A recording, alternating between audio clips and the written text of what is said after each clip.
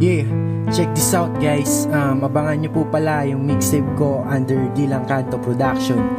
Salamat po pala sa mga tagahanga ko. Syempre sa mga naging kaaway ko. Kasi kung wala kayo, malamang wala rin ako. Ganun lang yun eh, diba? Haha, eto na yun. Yung hinihintay nyo, yung pinakahihintay nyo, mensahe. Oh yeah, check this out. Ako ang siyang bunso sa dalawang magkapatid. Tuloy ang buhay kahit ang tarima ko'y patagilid. Eto aking batid, kailan ang pagpano ng lahat. Dahil alam ng Diyos na ginawa ko naman ang lahat.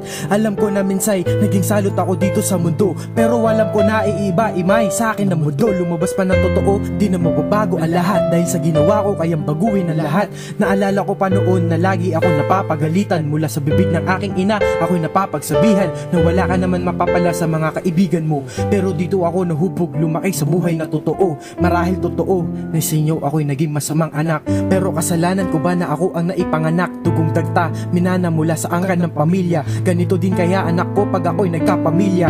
Pumutok ito sa takilya, hinagat ng maraming tao. Pero habang lumalaki, nalalaman ng tunay na pagkatao. Alin ang totoo, ang sinabi o sa ginawa? Bakit ganyan kayo? Ano ba ang akin nagawa? Di ko lubos mawari kung bakit ang lahat nagkaganon.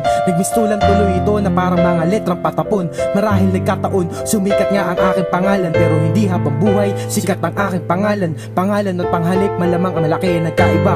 Ang dati kong minahal, ayun sumama na sa iba. Pero bakit ramdam ang sakit at patuloy sa pagluksa? Ang sama sa aking loob, ito sa akin ang pumupuksa. Iba't iba man ang baksa, iisa ang taong sumulat. Hindi pwedeng marami, iisa lang ang pwedeng sumugat. Ito ang pag-ulat, na malaman nyo kung ano ako. At na malaman nyo kung sino ang batang ito. Patay ka na sa akin, itay, mabuhay ka man ng ilang ulit. At ang mga nagawa mo pagkakamali, ako huwag siyang uulit. Sa akin huwag ipilit, ang taong di ko naman talaga kadugo.